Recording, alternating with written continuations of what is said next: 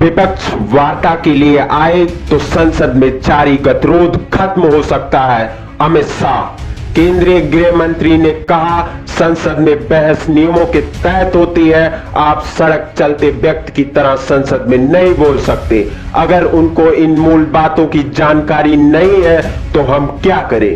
केंद्रीय गृह मंत्री अमित शाह ने शुक्रवार को कहा कि अगर विपक्ष वार्ता के लिए आगे आए तो संसद में जारी मौजूद गतिरोध को दूर किया जा सकता है। उन्होंने कहा कि अगर विपक्ष 2 कदम आगे बढ़ाए तो सरकार उससे भी 2 कदम आगे बढ़ेगी।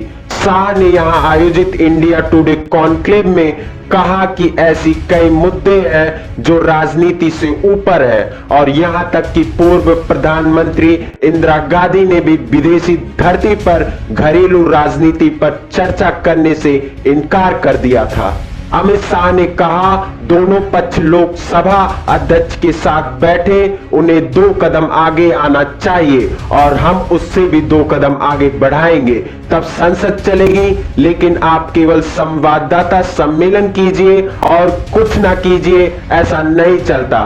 केंद्रीय गृह मंत्री ने कहा कि संसद केवल सत्ता पक्ष या केवल विपक्ष से नहीं चलती, दोनों की एक दूसरे से बात करनी ही होती है। उन्होंने कहा, हमारी पहल के बावजूद विपक्ष की ओर से बातचीत का प्रस्ताव नहीं आया। हम किससे बात करें? वो मीडिया से बातचीत कर रहे हैं, वो नारेबाजी कर रहे हैं कि संसद में बोलने की आजादी होनी चाहिए। संसद में बोलने की पूरी तरह आजादी है, आपको बात करने से कोई नहीं रोक रहा है। शाह ने हालांकि कहा कि सभी को नियमों का पालन करना चाहिए और उन्मुक्त नहीं होना चाहिए तथा प्रत्येक को नियमावली पढ़नी चाहिए और उन्हें समझना चाहिए।